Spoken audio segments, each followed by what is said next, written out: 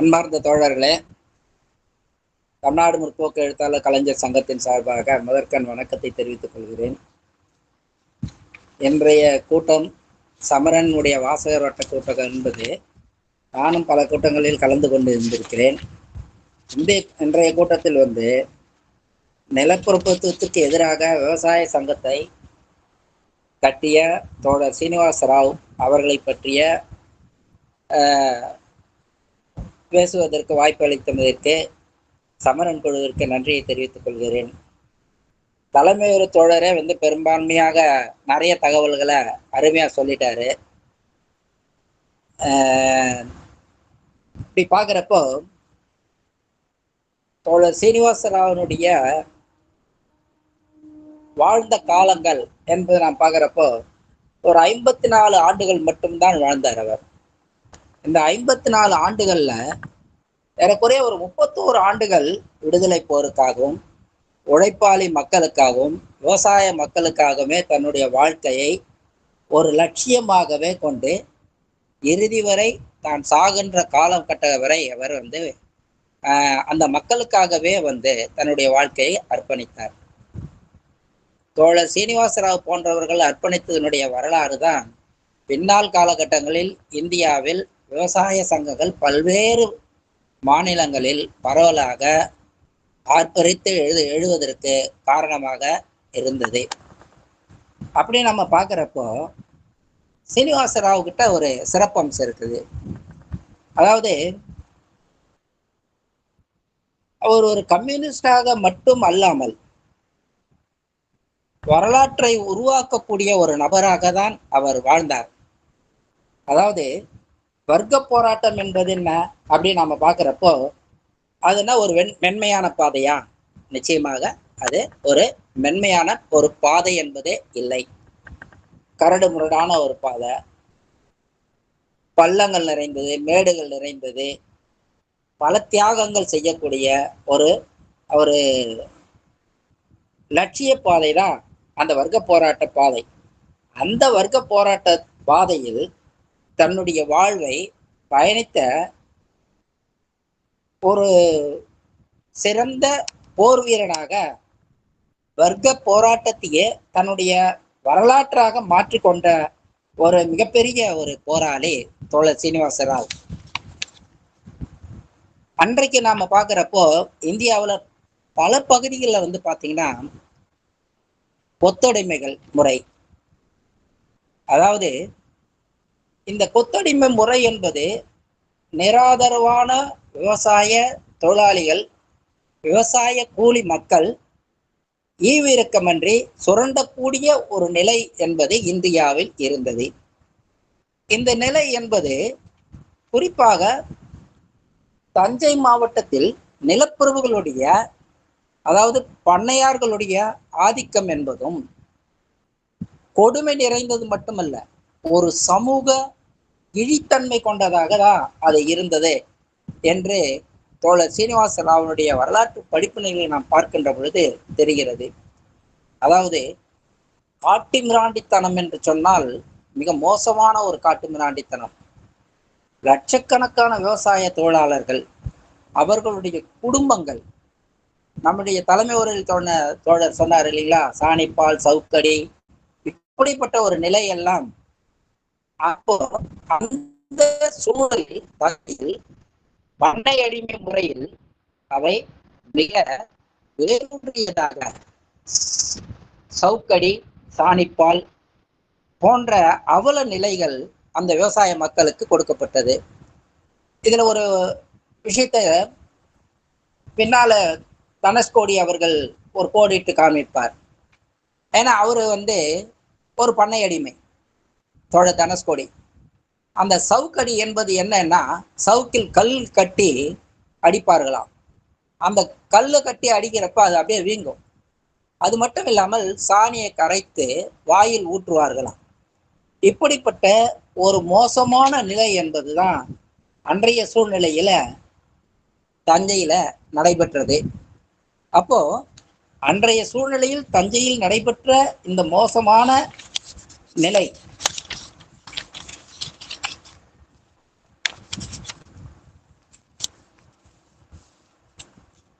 அந்த மோசமான நிலையில அதுக்கு ஒரு விடிவெளி தேவை, அதுக்கு ஒரு மக்கள் அதாவது ஒரு அவதார புருஷ வருவாரா அப்படின்றெல்லாம் மக்கள் இயங்கி கொண்டு இருக்கக்கூடிய ஒரு சூழ்நிலையா அப்படின்னு நாம பார்க்கிறப்போ அப்படியும் ஒரு நிலைப்பாடு இருக்கலாம். ஆனால் ஆனால் நம்ம பார்க்கின்ற பொழுது சீனிவாசருடைய வாழ்க்கை வரலாறு பார்க்குறப்போ அவர் 1907 தென் கன்னட பகுதியில் தான் பிறந்து அங்கிருந்து வளர்ந்து அங்கே வந்து தன்னுடைய தந்தையை இழந்து தன்னுடைய தாய் மாமனுடைய உறவு முறையில் வெளியில் வருகிறார். அங்கேருந்து படிக்கிறார். அப்புறமா பெங்களூர் செல்கிறார். அங்கே கல்லூரி படிப்பு படிக்கிறார். அந்த கல்லூரி படிப்பு படிக்கின்ற காலகட்டத்தில் 1920 வந்து காங்கிரஸ் பேரியக்க மாநாடு என்பது ஒரு அறைகோல் விடுகிறது. அரசாங்க பதிவுகள், மாணவர்கள் எல்லாரும் வந்து வெளியில வரணும் அப்படின்ற ஒரு காலகட்டம், சுயராஜ்ய காலகட்டம் வந்து ஏற்படுத்துறாங்க. அந்த சுயராஜ்ய காலகட்டத்துல நம்முடைய தோழரும் அப்ப அதுல இருந்து வெளியில் வருகிறார். கல்லூரியை விட்டு வெளியில் வந்தது மட்டுமில்லாமல் அவர் வீட்டை விட்டே வெளியிலிருந்து வந்து விடுகின்றார். வீட்டை விட்டு வெளியில் வந்து தோழர் சமூக பணிக்கு தன்னுடைய நிலையை ஆயத்தப்படுத்திக் கொள்கின்றார். அப்படி சமூக பணிக்கு அவர் ஆயத்தப்படுத்திக் கொள்கின்ற பொழுதுதான் அவர்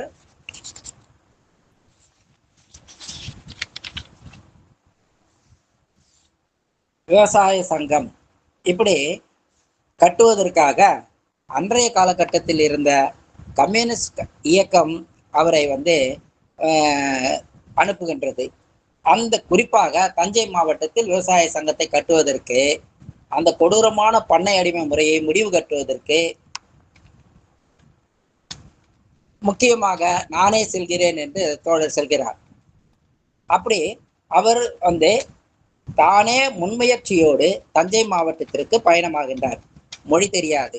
நம்ம தலைமையில் தோழர் சொன்னது போல அவருக்கு மொழி தெரியாது, எழுத படிக்க, அதாவது தமிழ் எழுத படிக்க தெரியாது. ஆனாலும் அந்த தஞ்சை மாவட்டத்தில் அந்த மாவட்டம் முழுவதும் கிராமம் கிராமமாக முதலில் சுற்றி திரிகிறார். அந்த மக்களோடு பழகுவதற்காக கிராமம் கிராமமாக சுற்றி திரிவது மட்டுமில்லாமல் விவசாயிகளை, பண்ணை அடிமைகளையும் சந்தித்து பேசுகின்றார். அவர்கள் மக்களிடம் எப்படியெல்லாம் நம்பிக்கையோடு இருக்கிறார்கள் என்பதை பற்றியும் தெளிவாக ஒரு தெளிந்த நீரோடை போன்ற ஒரு நிலைப்பாட்டிற்கு வருகின்றார். அப்படி பார்க்கின்ற பொழுதுதான் தஞ்சையில ஒரு சர்வே அவராக எடுக்கின்ற பொழுது ஏறக்குறைய 12 லட்சம் ஏக்கர் நெல் பயிர் என்பது, சாகுபடி நிலங்கள் என்பது ஆண்டைகள் மத்தியில் இருக்கின்றது. இந்த ஆண்டைகள் மத்தியில் இருக்கின்ற மட்டுமல்லாமல் மடாலயங்கள் கையில் போன்ற இதுவெல்லாம் வந்து இந்த நிலங்கள் எல்லாம் தான் வந்து அவர்களுடைய பிரித்து கையில் வச்சிருக்கிறாங்க. அப்படி பார்க்குறப்போ வடபாதி மங்கலம் என்று சொல்லக்கூடிய பகுதியில் இருக்க தியாகராஜ முதலியார் அவர்கிட்ட வந்து 15,000 ஏக்கர் நிலம் நஞ்சை புஞ்சை இருக்கிறது. குன்னையூர் சாம்பசிவ முதலியார் அவரிடம் 6,000 ஏக்கர், 500 ஏக்கர் தென்னந்தோப்புகள். ராவ் பகதூர் சாமி முதலியாரிடம் வந்து 2,500 ஏக்கர், 4,000 ஏக்கர் ஜிஎஸ்எஸ் என்று சொல்லக்கூடிய நபரிடம் வந்து, அப்புறமா கேடிகே எஸ்டேட் என்று 300 ஏக்கர். இப்படி ஏறக்குறைய 12 லட்சம் ஏக்கர் நிலங்கள் கோவிலுக்கு, மடாலயங்களுக்கு, தனிநபர்களிடமிருந்து இந்த நிலங்கள் இருக்கிறது என்பதை தோழர் வந்து ஒரு அந்த பகுதியில் விவசாய பகுதியில் அந்த மக்களிடம் விவசாய சங்கத்தை கட்டுவதற்காக தன்னுடைய வாழ்க்கை முழுவதும் அவர் அப்படியே தன்னுடைய வாழ்க்கை அந்த மக்களோடு சேர்ந்து பயணிக்கிறார்.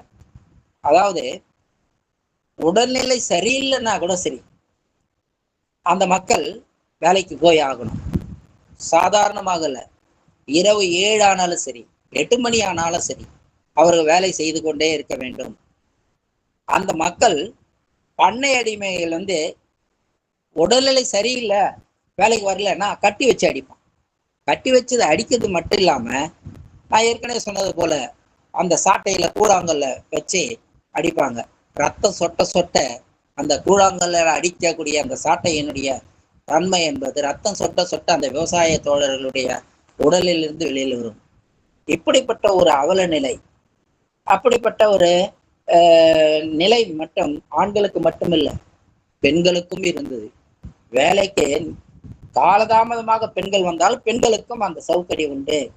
ரத்தம் சொட்ட சொட்ட பெண்களுக்கும் விவசாய தொழிலாளர் பிள்ளைகள் படிக்கக்கூடாது, அவர்களும் பண்ணைகள் தான் வேலை செய்யணும், கூலி அடிமைகளாகத்தான் அவர்களும் இருக்கணும். திருமணம் செய்வது, சடங்கு செய்வது, திருவிழாக்கள் செய்வது எதுவாக இருந்தாலும் அந்த பண்ணையார்களிடம் அவர்களுடைய ஒப்புதலோடு தான் இவர்கள் செய்ய வேண்டும். அந்த கிராமங்களில் மிராஸ்தாரர்கள் ஒரு ஏஜென்ட் போல ஒரு குட்டி சர்க்கார், மினி சர்க்காராகவே அவர்கள் நடத்தி கொண்டிருந்தார்கள். அந்த விவசாய தோழர்கள் மிக அவல நிலையில தான் அங்க அவர்கள் இருந்தார்கள். அப்படி நம்ம பார்க்கின்ற பொழுது சீனிவாசராவ் இந்த பண்ணை அடிமை முறை ஒழிப்பதற்காக அந்த மக்களில் அவர்களோடு ஒன்றிணைந்தார். அவர்கள் கொடுத்த கூழ் குடித்து, அவர்களோடு சாப்பிட்டு, அவர்களோடவே வயலில் இறங்கி, அவர்களோடவே போராட்டங்களை நடத்தி அந்த மக்களை ஒன்று திரட்டி அவர்களை விவசாய சங்கங்களாக மிகப்பெரிய ஆர்ப்பாட்டத்துக்கு அவர்களை கொண்டு வந்தார். அப்படி கொண்டு வருகின்ற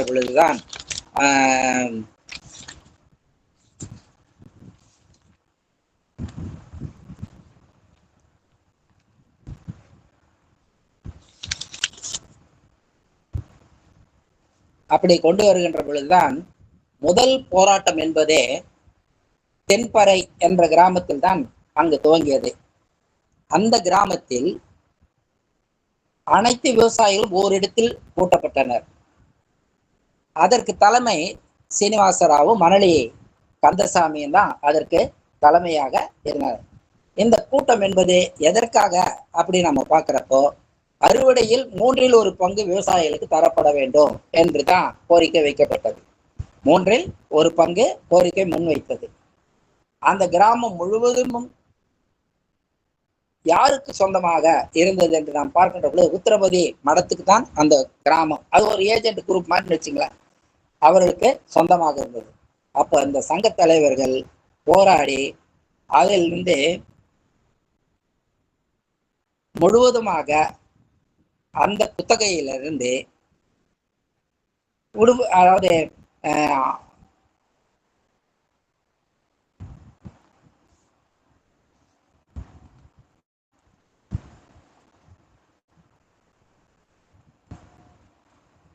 மூன்றில் ஒரு பங்கு கட்டாயம் தர வேண்டும் என்று அவர்கள் அந்த கோரிக்கையை வைக்கிறாங்க. அப்போ அந்த கோரிக்கை வைக்கிறப்போ அதுல போலீஸும் மற்ற ஏவலாளிகளும் சேர்ந்து ஒரு 6 பேர் வழக்கு தொடுக்கப்படுகிறது. இது மட்டும் இல்லாமல் அந்த வழக்கை அந்த போராட்டத்திற்கு 400 ஆண்கள் 150 பெண்கள் கொண்ட செங்கொடி இயக்கம் என்பது பலமாக ஏறக்குறைய ஒரு 10 மைல் தூரத்தில் மன்னார்குடி வரைக்கும் சென்று அந்த போராட்டத்தை வலுப்படுத்துகிறார்கள். அப்போ ஒரு பொதுக்கூட்டமும் நடத்தப்படுகின்றது. அந்த பொதுக்கூட்டத்தின் மூலமாக அப்பொழுது ஜூலை 15ஆம் தேதி முக்கிய அம்சம் கொண்ட ஒரு ஒப்பந்தம் ஏற்படுத்தப்படுகிறது. அந்த முக்கிய ஒப்பந்தத்தின் அடிப்படையில் அவர்களுடைய விவசாயிகளுடைய போராட்ட தன்மை என்பது வெற்றி பெறுகிறது. இதுதான் தமிழகத்தில் கிடைத்த முதல் போராட்ட வெற்றி என்று அன்றைய காலகட்டத்தில் வகுத்தளிக்கப்படுகின்றது. இந்த வெற்றிக்கு பிறகுதான் தமிழகத்தில் விவசாய சங்கத்தினுடைய முதல் மாநாடு நடைபெறுகிறது. அந்த முதல் மாநாடு எங்கு நடைபெறுகிறது என்று சொன்னால் மன்னார்குடியில் நடைபெறுகின்றது. அப்ப மன்னார்குடி நடைபெறுகின்ற பொழுது அந்த மாநாட்டில் சீனிவாசராவ் தலைவராக தேர்ந்தெடுக்கப்படுகின்றார். அதுல ஒரு 10 பேர் கொண்ட குழு ஏற்படுத்தப்படுகிறது. அந்த மாநாட்டில் பார்த்தீங்கன்னா ஏறக்குறைய குறைஞ்சது 15,000 பேருக்கு மேல் பேரணியாக செல்கின்றார்கள். 15,000 பேருக்கு மேல் பேரணியாக சென்று அந்த மாநாடு சிறப்பான ஒரு மாநாடாக அன்றைய காலகட்டத்தில் அமைகின்றது.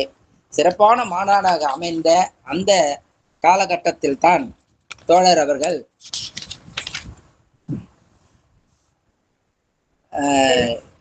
அதனுடைய அடிப்படையில் மக்கள் சக்தி என்பது அன்றைய காலகட்டத்தில் உயர்ந்து நிற்கிறது.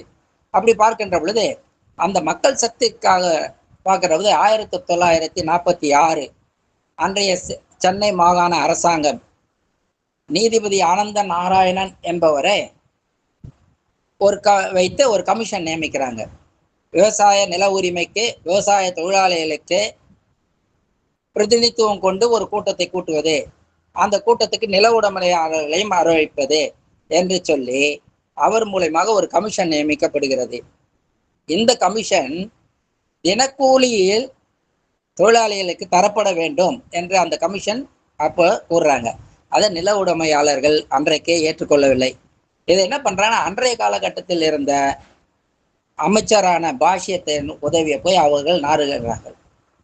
பாஷ்யத்தினுடைய உதவியை நாடுகின்ற பொழுது அவர்கள் பாஷ்யத்தினுடைய அமைச்சர் பாஷ்யத்தினுடைய உதவியை நாடுகின்ற பொழுது அவர் என்ன பண்றாரு, விவசாயிகளெல்லாம் கூப்பிட்டு மிரட்டுறாரு. அப்போ சீனிவாசராவோ ஏஜென்ட்டுங்களை கிட்ட பிடிவாதம் செஞ்சு, இந்த மிரட்டல் வேலைலாம் எங்ககிட்ட வேணாம், நாங்கள் இதுக்கெல்லாம் மிரட்டுற ஆள் கிடையாது அப்படின்னு சொல்லி பாஷ்யத்துக்கிட்ட ஒரு கோரிக்கையை அப்படியே வைக்கிறார்.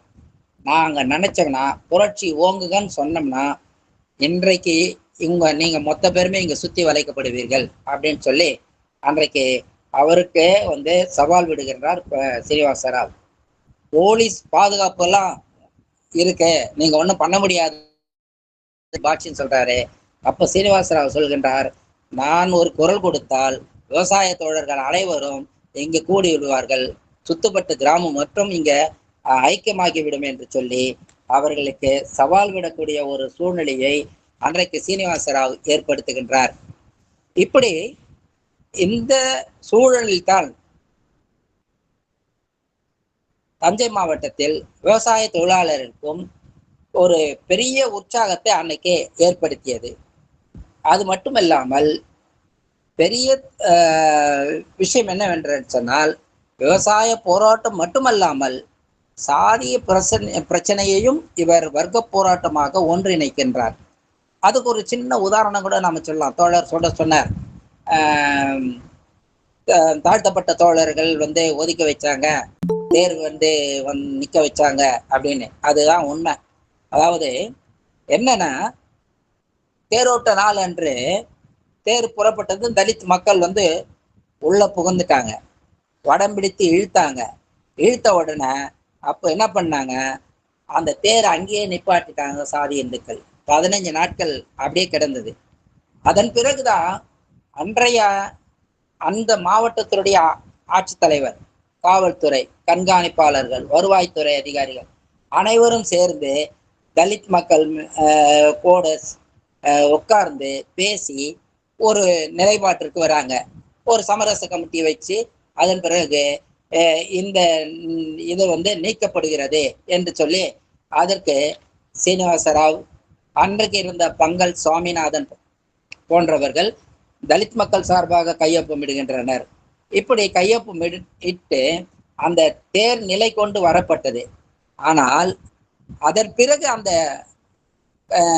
கோயிலினுடைய தேரோட்டம் என்றது நடைபெறாமலே அந்த இந்துக்கள் என்பவர்கள் அப்படியே நிப்பாட்டி வைத்து விட்டார்கள்.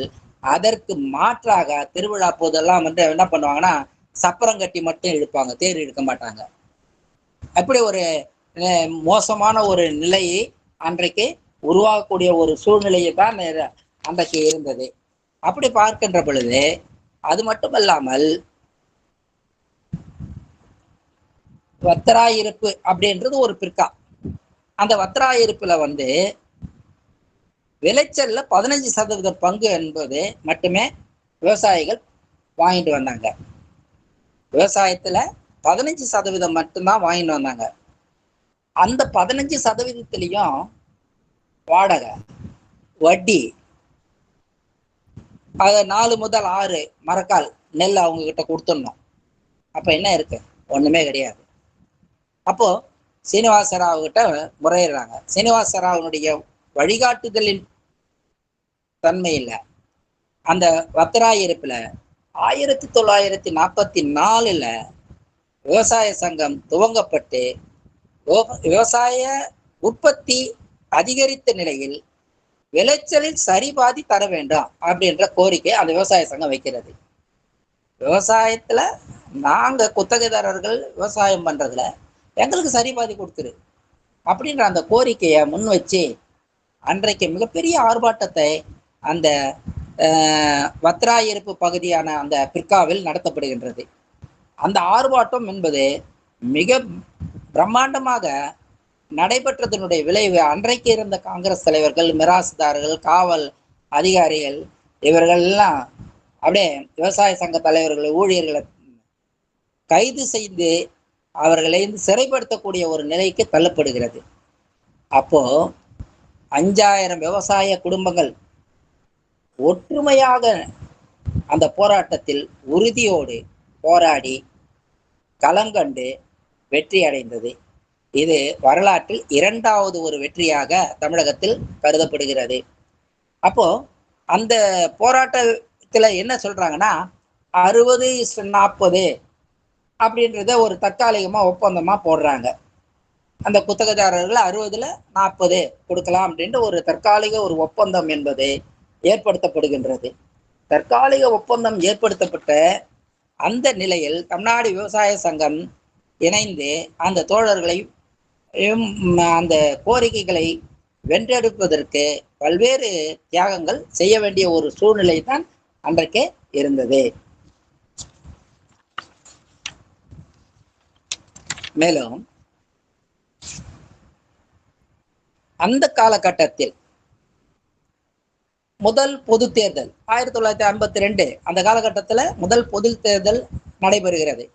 சென்னை மாகாணத்தில் நடைபெறுகின்ற பொழுது அப்போ காங்கிரஸ் கட்சி தன்னுடைய ஆட்சியை பிடிக்கக்கூடிய ஒரு குறுக்கு வழியில் அன்றைக்கு இறங்கியது. ஏனென்றால் பெரும்பான்மை இல்லை அவர்கள்ட்ட. அன்றைக்கு ஒன்றாக இருந்த அந்த ராஜதானி, சென்னை ராஜதானியில ஏறக்குறைய 63 எம்எல்ஏக்களுக்கு மேல கம்யூனிஸ்டுகள் பலமாக வந்துவிட்டார்கள். ஆட்சி அதிகாரம் நம்ம கிட்ட வந்து போயிடுமேன்னு சொல்லி அன்றைக்கு காமன்வெல்த் கட்சி, உழைப்பாளர் கட்சி என்ற 2 கட்சி, இது மாணிக்கவேல் நாயக்கரும் அதுக்கப்புறமா இன்னொருத்தர், இவருங்க 2 பேருமே வந்து இன்றைய ராமதாஸ் மாதிரி அன்றைக்கு இது 2மே வந்து வன்னியர் கட்சி.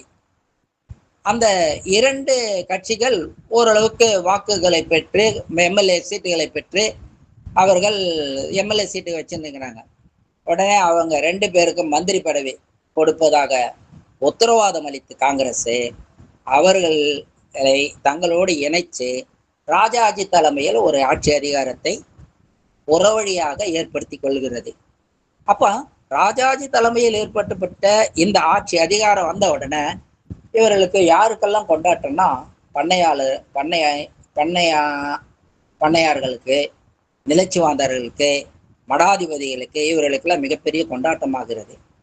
அப்படிப்பட்ட ஒரு சூழல் விவசாய சங்கம் என்பது திருத்துறைப்பூண்டி நகரில் கூடி 2 லட்சத்திற்கு அதிகமான மக்களை மாநாடாக நடத்தி அந்த மாநாட்டில் தோழர் பி. ராமமூர்த்தி, தோழர் சீனிவாசராவ் இவர்கள் உரையாற்ற வைத்து அதை இந்த உரையாற்றுதல் மூலமாக விவசாயிகளுக்காக அறைகூவல் விடுத்து அந்த விவசாயிகளுக்காக அறைகூவல் விடுவதன் மூலமாக தஞ்சை மாவட்டத்தில் ஒரு அந்த மாவட்டத்திற்கு மட்டுமே, அந்த பகுதிக்கு மட்டுமே ஒரு பாதுகாப்பு சட்டம் என்பது அரசு அன்னைக்கு வெளிக்கொண்டு வந்தது.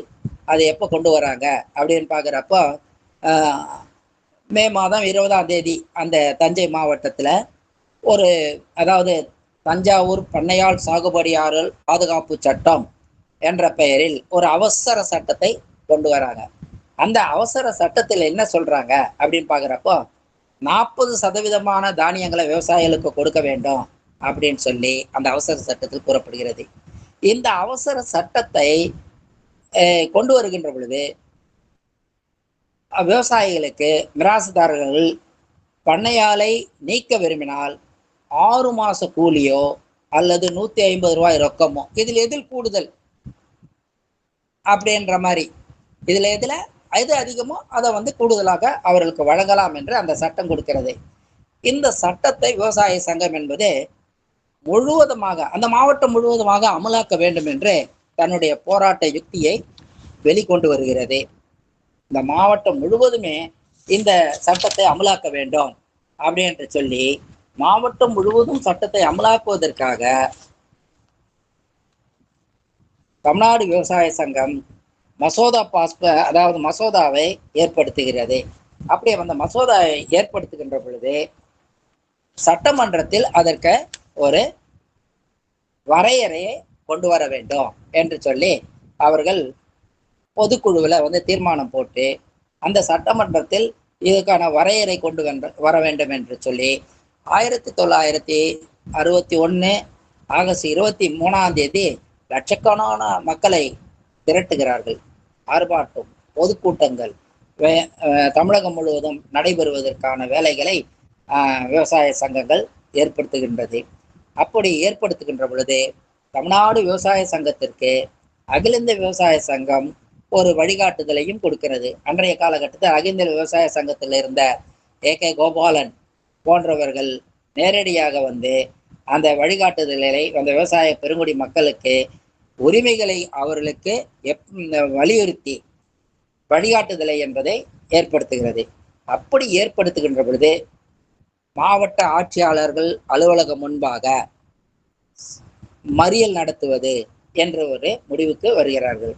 அந்த மறியல் ஒவ்வொரு பகுதியிலும் மாவட்ட ஆட்சித்தலைவரில் இருக்கக்கூடிய பகுதியில் நடத்துவது என்று முடிவு பண்ணப்பட்டு 1961 செப்டம்பர் 15 மறியல் போராட்டம் என்பது துவங்குகின்றது.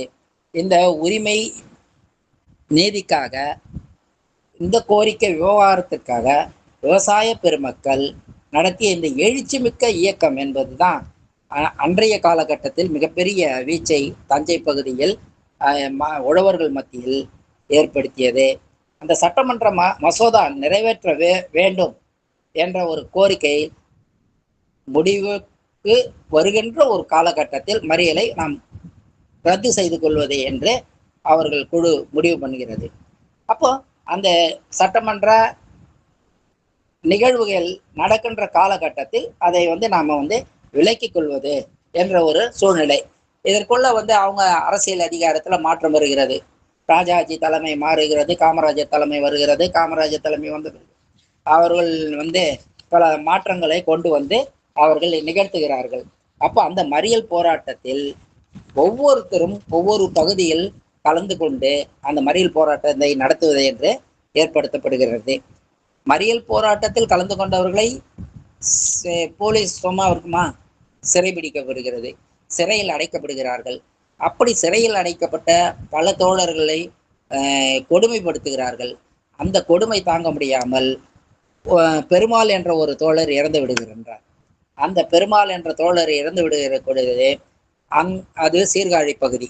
அந்த சீர்காழி பகுதியில் போய் தோழர் சீனிவாசராவ் அவரை அந்த இறுதி அஞ்சலியை செலுத்திவிட்டு அதன் பிறகு வருகின்றார். செப்டம்பர் 29 அன்று மாலை வந்துட்ட பிறகு 30 காலையில் புதுக்கோட்டையில் மதுரை சிறையில் இருக்கக்கூடிய தோழர்களை அவர் சந்திப்பதாக இருந்தது. அப்படி சந்திப்பதாக இருந்த அந்த சூழலில் 30 இரவு அவருக்கு திடீரென்று நெஞ்சுவலி ஏற்பட்டு, ஏற்கனவே அவர் ஆஸ்மாவில் அவஸ்தைப்பட்டவர், பல்வேறு நிலைகளில் ஆஸ்மாவோட தான் அவர் காலத்தையே ஓட்டினார். அவங்களுடைய மனைவி, அதாவது நாச்சியாரம்மாள் என்ற ஒரு பெண்ணை ஒரு ஆசிரியை, அந்த அம்மா அவரை மணக்கிறாரு. அந்த அம்மா மணந்த பிறகு கூட வீட்டை விட்டு இவர் வெளியில் வந்தால் கூட இந்த ஆஸ்மா வியாதியில் போராட்டத்திலே தான் இயக்கத்தோடவே கலந்து கொண்டு அந்த விவசாய மக்களோடு போராடி வாழ்ந்ததாகவே அந்த அம்மா நினைவு கூறுகிறாங்க. அப்படி நம்ம பார்க்கின்ற பொழுது அவருக்கு செப்டம்பர் 30 நெஞ்சுவலி ஏற்பட்டு ஆஸ்மா நோயினால் பாதிக்கப்பட்டு அவருடைய மூளை என்பது சிந்திக்காமல் அவர் உயிர் பெறுகிறது. இப்படிதான் சீனிவாசராவ் அவர்களுடைய வாழ்க்கை என்பது இந்த தமிழகத்தில் இருக்கக்கூடிய விவசாய மக்களுக்காக கர்நாடகத்தில் இருந்து வந்து தன்னுடைய அதாவது உயிர், ஆன்மா, பொருள், மெய் எல்லாமே இழந்து தன்னுடைய வாழ்க்கையே ஒரு தியாக வாழ்க்கையாக வாழ்ந்தார் என்பதை இங்கே நான் குறிப்பிடுகின்றேன். நன்றி தோழர்களே.